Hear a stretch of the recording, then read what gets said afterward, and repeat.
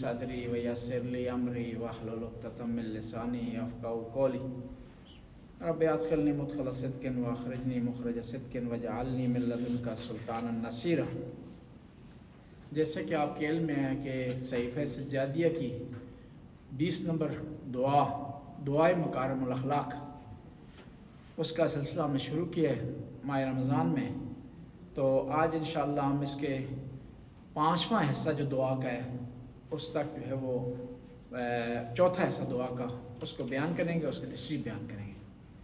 آپ کے علم میں ہونا چاہیے کہ اہل بیت کی جو کتابیں ہیں، ان کے جو آثار ہیں، ورک ہیں، ان میں سے ایک سب سے زیادہ امپورٹنٹ نہج البلاغہ کے بعد وہ صحیفہ سجادیہ، یہ امام زین العابدین کی دعاؤں کی کتاب ہے کہ آپ نے دعائیں تعلیم فرمائی ہیں، اور یہ ہمیں درس دیا ہے کہ ہم نے خدا کی بارگاہ سے کس طرح مانگنا ہے، کس طرح چاہنا ہے، کس طرح حاجت اپنے بیان کرنی ہے۔ امام فرماتے ہیں اللہم صلی علی محمد و آلہ، کہ خدایا درود بھیج محمد و آل محمد پر، وکفینی ما یشغلنی الاہتمام بہی، خدایا میری توجہ ان کاموں سے ہٹا دے جو میرے فائدے میں نہیں ہیں، جو فضول کام ہیں۔ بعض اوقات انسان ایسے کام کرنے لگ جاتا ہے جو اس سے متعلق نہیں ہے، اس کے فائدے میں نہیں ہے، اس کی دینی اور دنیاوی کسی کام کے نہیں ہے، وہ اس میں سے متعلق اس پہ مشغول ہو جاتا ہے۔ مثلا کسی کی غیبت کرنا شروع کر دیتا ہے، کسی پر تہمت لگانا شروع کر دیتا ہے، کسی کا مسخرہ کرنا شروع کر دیتا ہے، کسی کا برا نام رکھنا شروع کر دیتا ہے، دوسروں کے حساب و کتاب کرنا شروع کر دیتا ہے، بجائے کہ اپنا حساب و کتاب کرے۔ دوسروں سے متعلق جو ہے وہ سوچتا ہے کہ یہ آدمی کس قسم کا ہے، نیک ہے، برا ہے، اچھا ہے۔ انسان کو دوسرے سے متعلق نہیں سوچنا چاہیے، اپنے سے متعلق سوچنا چاہیے۔ اور عجیب ہے، اپنی غلطیوں کو انسان فراموش کر دیتا ہے، بھول جاتا ہے، دوسروں کی غلطیوں کو گنتا ہے۔ حالانکہ جو اپنی غلطیاں ہیں ان کو یاد رکھنا چاہیے، دوسروں کی غلطیوں کو فراموش کرنا چاہیے۔ اپنی غلطیوں کو یاد کرنے سے انسان ترقی کرتا ہے، آگے بڑھتا ہے، پیش رفت کرتا ہے، اور دوسروں کی غلطیوں کو یاد کرنے سے انسان گناہ گار ہوتا ہے۔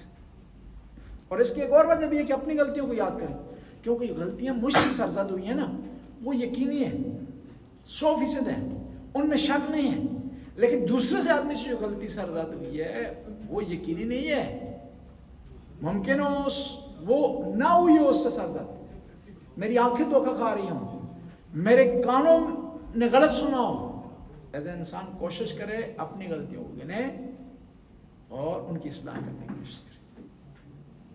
امام جعفر صادق ارشاد فرماتے ہیں، ارشاد فرماتے ہیں کہ وہ آدمی جس کا آج گزشتہ کل سے بہتر نہیں ہے وہ کامیاب نہیں۔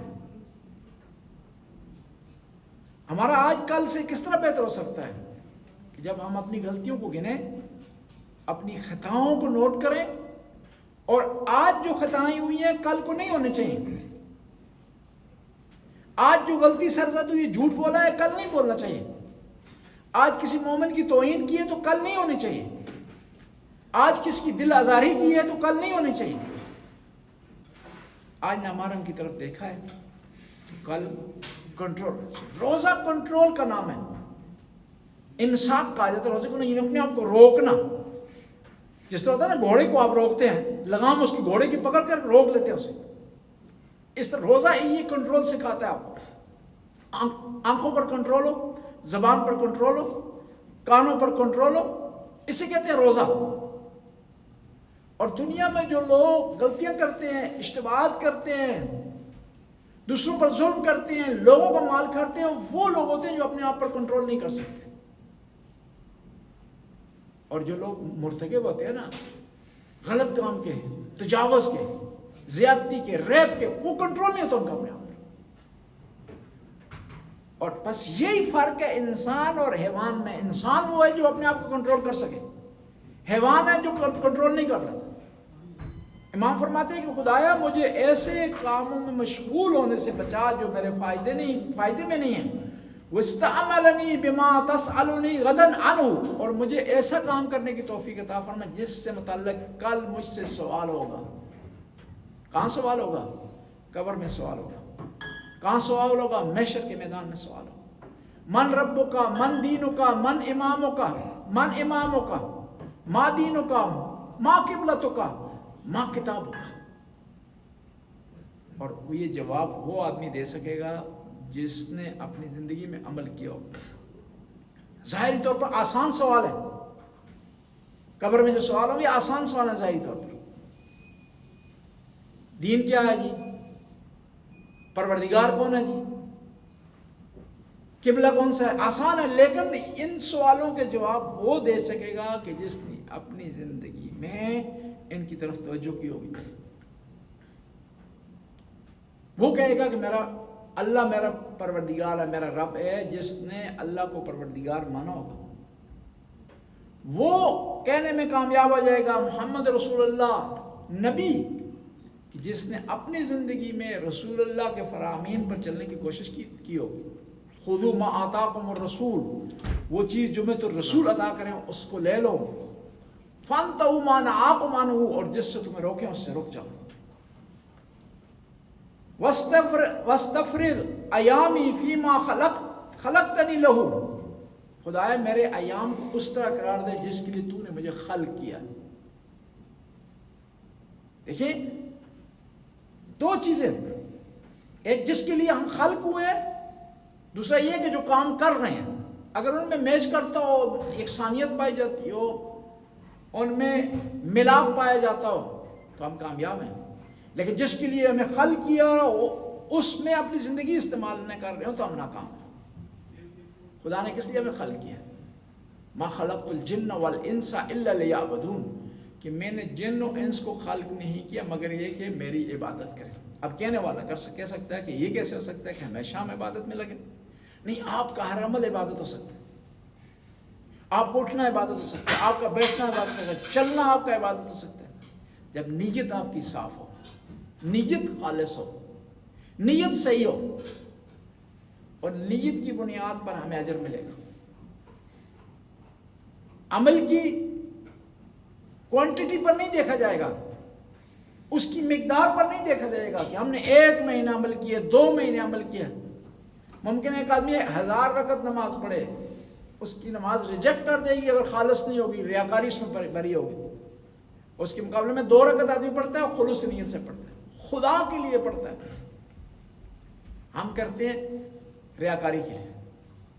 کسی غریب کی مدد کر رہے ہیں تو اس میں ریاکاری پائی جاتی ہے، کسی کا سہارا بنتے ہیں تو اس میں ریاکاری پائی جاتی ہے، اور بار بار اس غریب کے سامنے جتلاتے ہیں کہ ہم نے تیرے لیے یہ کام کیا ہے، اور یہ اس کو ضائع کرتا ہے. ان تحبط اعمالکم وانتم لا تشعرون، بعض اوقات ہمارے اعمال ضائع ہو جاتے ہیں، ہمیں پتہ ہی نہیں چلتا.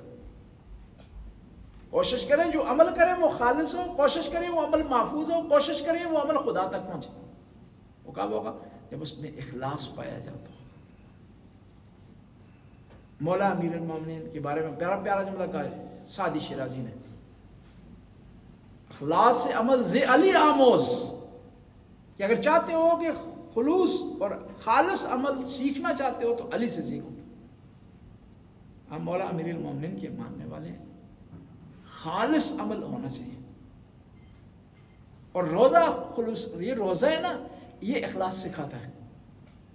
عبادتوں میں سے یہ واحد عبادت ہے جس میں ریاکاری کا بہت کم چانس ہے، جس میں ریا نہیں. کہ آپ صبح سے شام تک روزہ دیکھتے ہیں، آپ کو کوئی دیکھتا ہے؟ کوئی نہیں دیکھتا.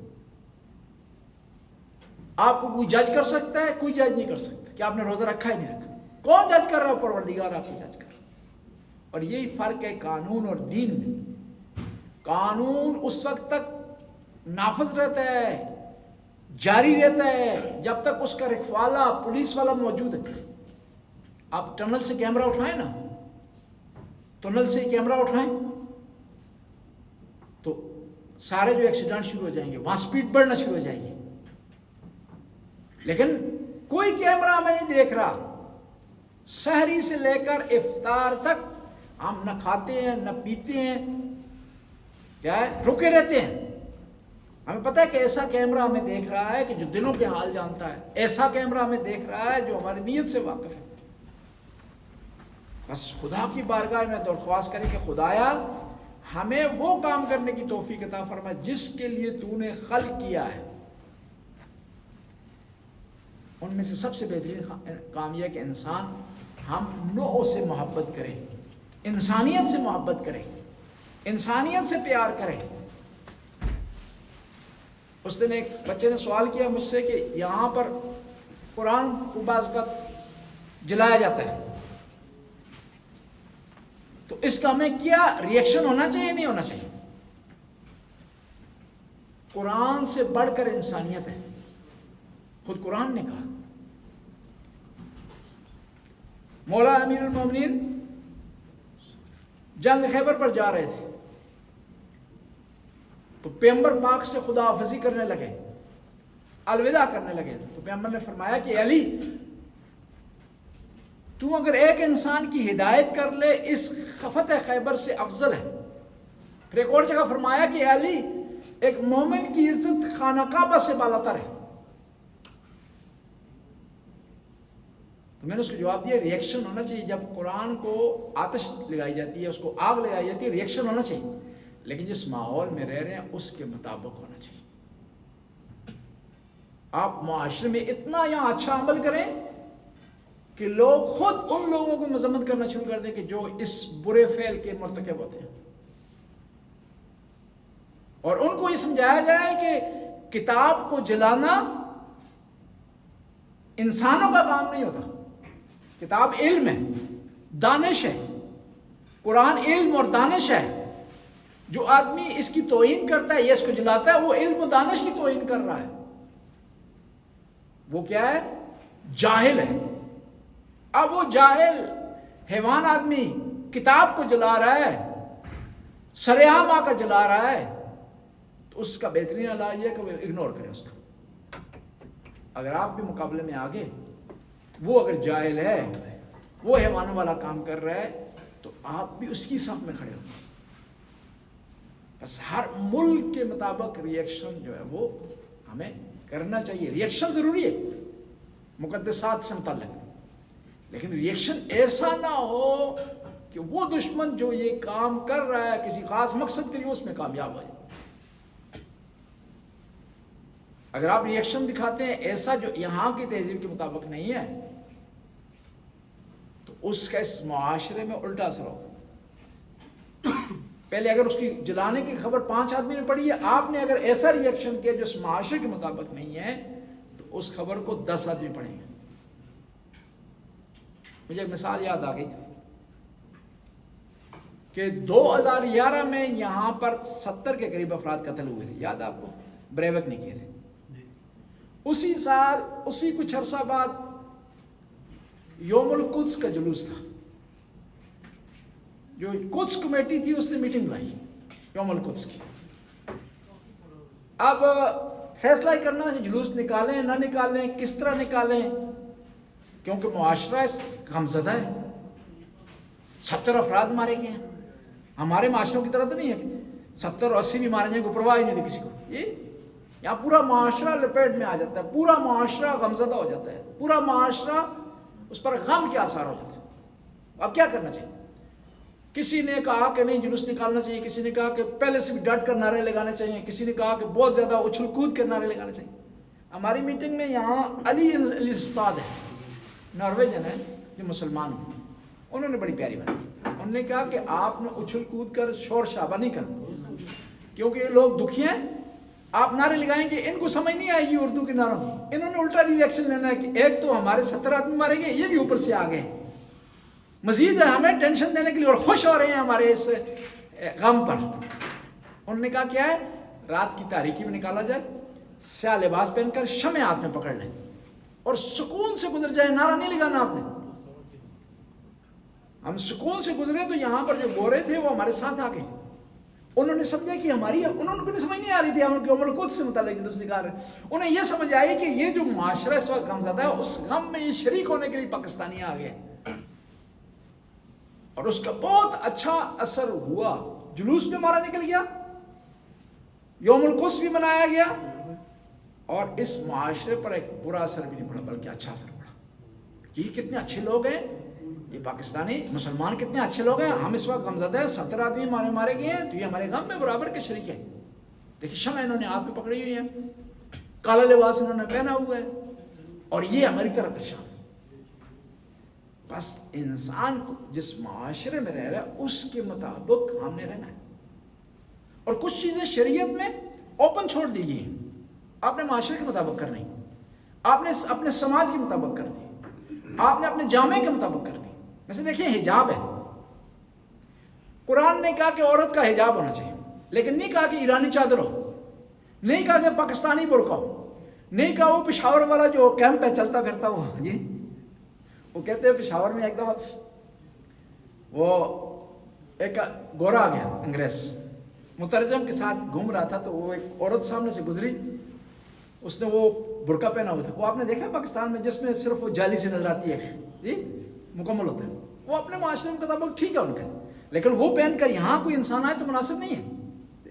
میں بھی پشاور کا ہوں, مائنڈ نہ کریں جی مجتبیٰ بھائی کہ ہم کرٹیسائز کر رہے ہیں. ایک صلوات پڑھنا.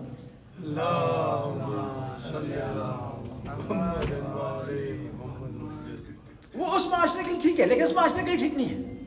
وہ جو ایک گورا گزر رہا تھا تو اس نے صلوات اس نے اپنے مترجم سے پوچھا کہ یہ کیا ہے. مترجم مزاق طبیعت کا آدمی تھا. اس نے کہا کہ یہ جو موبائل کیمپ ہے, یہ ٹینٹ ہے موبائل, یہ اس مزاق سے کہا. تو اب بارش ہوئی زور کی, تو وہ گورا جو ہے یہ سمجھ کے اس نے سچ سمجھا کہ واقعی صحیح کہہ رہا ہے, یہ چلتا پھرتا کیمپ ہے, سیار کیمپ ہے. وہ دوڑتا ہوا آگے بڑھا کہ میں پناہ لوں اس میں شیلٹر میں نا. تو عورت نے مکے وغیرہ مارے تو واپس آ گیا. تو اس نے پوچھا کہ واٹ ہیپنڈ, کیا ہوا کہ تم گئے تھے کیمپ میں پناہ لیں گے, واپس آ کے کہا نہیں یہ آلریڈی انگیج ہے, وہ پہلے کسی نے بک کر لی ہے, میری گنجائش میں نہیں. یعنی اسلام نے کہا کہ پردہ ہونا چاہیے, لیکن پابندی نہیں لگائی کہ ایرانی چادر ہو, پٹھانی برقع ہو, پنجابی اسٹائل ہو, عربی اسٹائل کی عبایا ہو. یہ آپ نے اپنے معاشرے کے مطابق اس کا انتخاب کرنا ہے. اسلام نے کہا کہ حجاب کی یہ حدیں ہونی چاہیے. اور پھر کچھ چیزیں اسلام نے آدھے شرعی حکم معاشرے پر چھوڑ دی. شریعت میں ہے کہ داڑھی محاسن واجب ہے, لیکن اس کا سائز کیا ہونا چاہیے, کتنی ہونی چاہیے, میری جتنی ہونی چاہیے, یا بہت لمبی ہو بہت چھوٹی ہو, یہ معاشرے پر چھوڑ دی ہے کہ معاشرہ بتائے گا کہ اس سائز کو داڑھی کہا جاتا ہے نہیں کہا جاتا. شریعت نے کہا کہ شراب حرام ہے قطعی طور پر 100%, اس میں شک نہیں, لیکن آیا اس باٹل میں جو لیکوڈ ہے جو پڑا ہوا ہے یہ شراب کا حکم رکھتا ہے یا نہیں رکھتا. یہ چیز مجتہد نے, مفتی نے, قرآن نے نہیں بتانی, لیبرٹری بتائے گی, ایکسپرٹ بتائے گا. شریعت نے کہا کہ چاند نظر آ جائے تو روزے رکھنا شروع کر دیں, چاند نظر آئے تو اپنا عید منا لیں. لیکن شریعت نے یہ نہیں کہا کہ چاند جو ہے وہ جس نے 100 نمبر کی اینک لگائی ہو وہ دیکھے تو مسئلہ حل ہوگا, دوربین سے دیکھیں تو مسئلہ حل ہوگا, سیٹلائٹ کے ذریعے دیکھیں یہ مسئلہ حل ہوگا. ایک دو پاکستان کے ایک علاقے میں خبر پھیلی کہ امریکہ والے چاند پہ چلے گئے. تو وہاں کے سارے جو علماء اکٹھے ہوئے انہوں نے کہا کہ یہ تو شرک کر دیا, انہوں نے چاند پہ چلے گئے, تو گناہ کے مرتکب. ایک انہوں نے اٹھا کہ پریشان نہ ہو, یہ 14ویں کی چاند پر گئے, جس دن پہلی کی چاند پہ جائیں گے تو پھر دیکھیں گے ہم. اب شریعت نے کہا کہ چاند دیکھنا ہے, لیکن شریعت نے نہیں کہا کہ آپ کون سا آلہ استعمال کریں کہ چاند آپ کو نظر آئے. یہ کس پر چھوڑ دیے, معاشرے پر.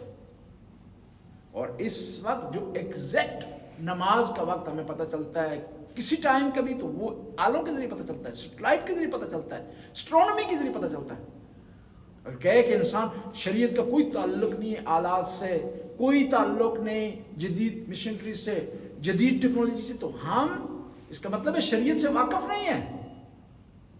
اس لیے تو عبداللہ بن مسعود کہتے ہیں القرآن یفسرہ الزمان, قرآن کی تفسیر زمانہ کرتا ہے.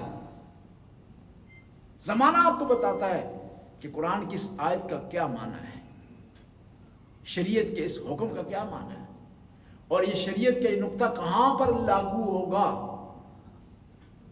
بس امام فرماتے ہیں کہ خدایا وَاسْتَفْرِغْ ایامی فیما خلقتنی لہو، کہ خدایا میرے ایام کو ان کاموں سے بھر دے جس کے لیے تو نے مجھے خلق کیا ہے.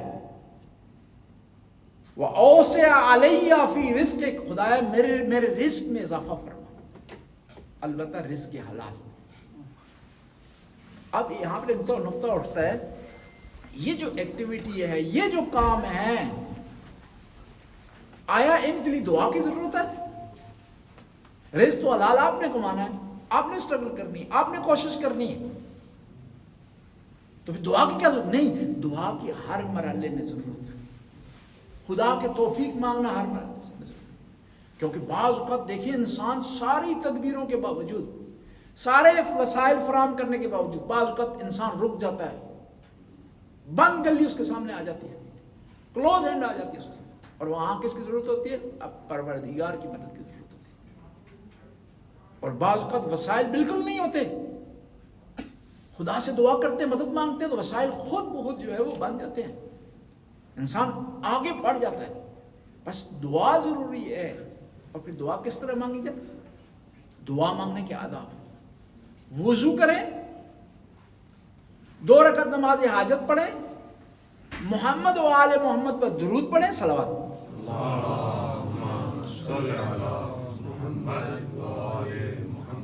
درود پڑھیں، اور پھر خدا کی بارگاہ میں دعا مانگیں. اور یہ بھی یاد رکھیں کہ بہترین دعا یہ کہ خدایا اگر یہ کام میری مصلحت میں ہے، میرے فائدے میں ہے، میرے نفع میں ہے، تو میرے لیے فراہم کر. بعض کو ایسے کام ہوتے ہیں جو ہمارے نفع میں نہیں ہوتے، ہم سمجھ رہے ہوتے ہیں ہمارے نفع میں، اور اصرار کرتے ہیں کہ خدایا یہ کام ضرور ہونا چاہیے، اور خدا کو پتہ ہوتا ہے کہ یہ کام ہماری مصلحت میں نہیں. مثال کے طور پر ایک آدمی ڈرائیونگ لائسنس لینا، خدا چاہتا ہے کہ یہ نہ لے، اس کی مصلحت میں نہیں، ایکسیڈنٹ ہو جائے گا، 100 مشکلات ہو جائیں گی. اب وہ بار بار ٹیسٹ دے رہا ہے، دعا کر رہا ہے، دعا قبول نہیں ہو رہی، لیکن اس کی مصلحت میں نہیں ہے، اس لیے قبول نہیں ہو رہی. اور یہ بھی یاد رکھیں کہ دعا جو آپ مانگتے ہیں نا، یہ دعا خدا کی بارگاہ میں ذخیرہ ہو جاتی ہے، اس کا اجر خدا دیتا ہے. الدعاء مخ العبادہ، دعا عبادتوں کا نچوڑ ہے. اور کہتے ہیں قیامت کے دن بعض اوقات ایسے افراد حساب و کتاب کی منزل پر جائیں گے تو کچھ ان چیزیں ان کے نیک اعمال میں درج ہوں گی، انہیں علم بھی نہیں ہوگا، اور انہیں اجر دیا جائے گا. وہ پریشان ہو جائیں گے، یہ کہاں سے آ گئے؟ تو شاید ہو گئے یہ وہ دعائیں ہیں جو قبول نہیں ہوئی تھی، خدا نے ذخیرہ کر کے رکھی ہیں، اور خدا اجر دینا چاہتا اس کو. پھر وہاں پر بعض لوگ کہیں گے کاش کہ ہماری بہت ساری دعائیں قبول نہ ہوتی، آج ہمیں اجر مل جاتا. اور دعا کی قبولیت کے اوقات ہیں، جگہ ہیں، کہاں دعا قبول ہوتی ہے، کس حالت میں دعا قبول ہوتی ہے. جب دل نرم ہو جائے نا دعا قبول ہو جاتی ہے، آنکھوں میں آنسو آ جائیں دعا قبول ہو جاتی ہے. خضوع خشوع سے دعا مانگی جائے دعا قبول ہوتی ہے. اذان اور اقامت کے درمیان دعا مانگی جائے دعا قبول ہوتی ہے. جمعے کے 2 خطبوں کے دوران دعا مانگی جائے دعا قبول ہوتی ہے. جب رحمت الہی نازل ہو رہی ہو بارش کی صورت میں دعا قبول ہو جاتی ہے. بس دعا کی قبولیت کے لیے خدا نے اوقات مقرر کیے ہوئے. اور پھر ایک بات بتاؤں، دنیاوی لحاظ سے کہیں درخواست آپ دے رہے ہیں اس کے لیے ٹائم ہے، اس کے لیے خاص جگہ ہے، لیکن پروردگار کی بارگاہ میں ٹائمنگ نہیں ہے، جس وقت دعا مانگے. اور پھر کسی زبان کی ضرورت نہیں کہ عربی میں آپ دعا مانگیں، کسی زبان میں سے اپنے پروردگار سے بات کر سکتے ہیں، اس سے ہم کلام ہو سکتے ہیں. خدایا میں مشکل کش میں شکار ہو گیا ہوں، میں تنہا ہوں، خدایا تیرے سوا میرا کوئی نہیں ہے جس کے سامنے سوال کروں، جس کے سامنے اپنی درخواست پیش کروں، جس سے میں مانگوں. اور خدا ہوا جس سے آپ دعا مانگ رہے ہیں، کسی کو عطا کرے کوئی روک نہیں سکتا، جس سے روک کرے اس کو کوئی عطا نہیں کر سکتا. بس اس سے مانگنے جا رہے. دیکھیں پروردگار سے آپ مانگ رہے ہیں نا، دنیاوی لوگوں سے آپ مانگتے ہیں تو کچھ چیزیں رکاوٹ ہے. ان کے پاس مال کا نہ ہونا رکاوٹ ہے، ان کا کنجوس ہونا رکاوٹ ہے، ان کا بے اختیار ہونا رکاوٹ ہے، ان کا حاسد ہونا رکاوٹ ہے. لیکن خدا میں یہ صفات ہے نہیں، بے اختیار نہیں ہے، با اختیار ہے، علی کل شیء قدیر ہے، کنجوس نہیں ہے، اس سے بڑا سخی کوئی نہیں ہے، حاسد نہیں ہے، وہ اپنے بندوں سے پیار کرتا ہے، اور اس سے جتنا بھی مانگے جائے وہ تنگ نہیں ہوتا، خوش ہوتا ہے، بلکہ جو نہ مانگے اس سے ناراض ہوتا ہے کہ تو اے بندہ، تو نے نماز پڑھی ہے، میرے سامنے سجدہ کی ہے، رکوع کی ہے، تو نے عبادت کی ہے، تو نے، لیکن مانگتا کیوں نہیں ہے مجھ سے؟ اور جب مانگے تو اس کی ذات خوش ہوتی ہے، رحمت کے دروازے کھولتے، خاص طور پر رمضان کے مہینے میں خدا نے مکمل اسباب فراہم کر دیے، نومکم فی عبادہ، اس میں تمہارا سونا عبادت ہے، وانفاسکم تسبیح، تمہارا یہ نفس لینا، سانس لینا، یہ کیا تسبیح ہے، قد اقبل علیکم شہر اللہ بالمغفرت والرحمہ، تمہارے پاس آ گیا ہے، تمہارے پاس آ گیا ہے۔ دیکھیں عظیم ہے، دوسرے دنوں میں ہم خدا کے پاس جاتے ہیں دعا، اس مہینے میں خدا نے وسائل ہمارے پاس بھیج دی، بس کوشش کرے اس مہینے میں انسان عبادت کرے، اور یہ چانس ہے، کہتے ہیں جو آدمی استغفار نہ کر سکے رمضان کے مہینے میں، اس کے لیے صرف ایک چانس بچ جاتا ہے کہ عرفات کے میدان میں جا کر خدا کی بارگاہ میں دعا کرے، اس کے پاس اور کوئی چانس نہیں۔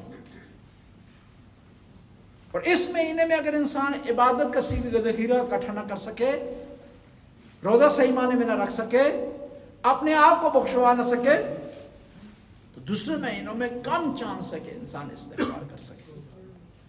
اور اس مہینے میں عجیب ہے، میزبان کون ہے، ہوسٹ کون کر رہا ہے؟ پروردگار۔ مہمان کون ہے؟ میں اور آپ گناہگار۔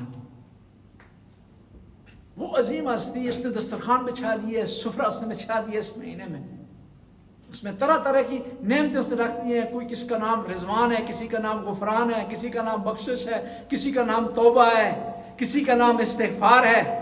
اب افطار کے وقت مختلف نعمتیں آپ کے سامنے ہوتی ہیں نا،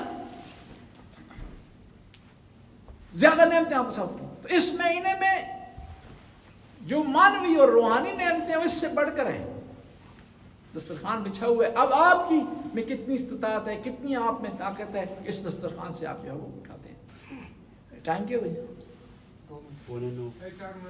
جی 4 منٹ ہے، چلو وضو وغیرہ کریں گے، صفحہ بنائیں گے، ایک صلوات پڑھیں، اللہم صلی اللہ یا علیم یا علیم یا غفور یا رحیم۔ یا اللہ اس قلیل سی عبادت کو قبول منظور فرما، ہمارے گناہوں سے درگزر فرما، نیک کام کرنے کی توفیق عطا فرما۔ یا اللہ رمضان کا مہینہ ہے، برکتوں کی راتیں ہیں، رحمت کے دن ہیں، ان راتوں کو عبادت کرنے کی توفیق عطا فرما، برکتیں حاصل کرنے کی توفیق عطا فرما۔ خدایا تیرے سوا کوئی نہیں ہے جس کے سامنے دعا کریں، جس کے سامنے ہاتھ پھیلائیں، جس سے گداگری کریں، خدایا تیری بارگاہ سے اس رمضان کے مہینے میں مانگ رہے ہیں، یا اللہ ہمیں غفران عطا فرما، ہمیں رضوان عطا فرما، مغفرت کا سامان ہمیں عطا فرما، اس مہینے میں اگر کوتاہیوں سے معاف فرما، یا اللہ تو بخشنے والا ہے، رحمت کرنے والا ہے۔ یہ رمضان کا مہینہ جس کا سارا سال ہم انتظار کرتے ہیں کہ آئے گا، خدا سے اپنی حاجتیں خدا کی بارگاہ میں پیش کریں گے اور اس سے حاجت روائی طلب کریں، خدایا حاجت روائی فرما، جو پریشان حال ہے ان کی پریشانی کو آسانی میں تبدیل فرما، جو تنگ دستی کو برطرف فرما، جو بے اولاد ہے ان کو صاحب اولاد فرما۔ ربنا آتنا فی الدنیا حسنہ وفی الآخرۃ حسنہ وقنا